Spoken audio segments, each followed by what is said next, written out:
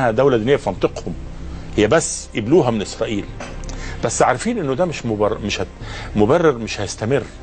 يحتاج الى حماية. عارف امتى يحتاج الى حماية؟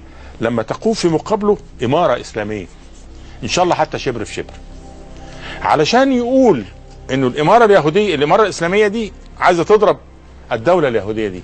طبعا لما يبقى في صراع بين المسلمين وبين اليهود هينحاز اوروبا لصالح اليهود والى صالح اسرائيل، وبالتالي يبقى الدعم للدولة اليهودية الصهيونية مستمر بمبرر زي بالظبط التطعيم.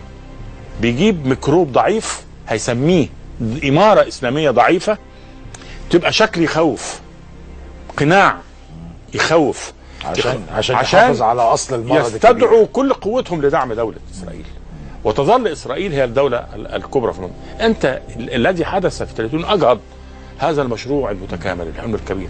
هم مش عارفين بيقولوا ايه الحقيقه، لانه اولا لازم يعني الناس لازم تفهم انه على فكره المعونه الامريكيه دي رغم انها مقيته وانا شخصيا مش من انصارها وعايز احطها تحت الجزمه، لكن دي جايه باستحقاق من استحقاقات كامب ديفيد.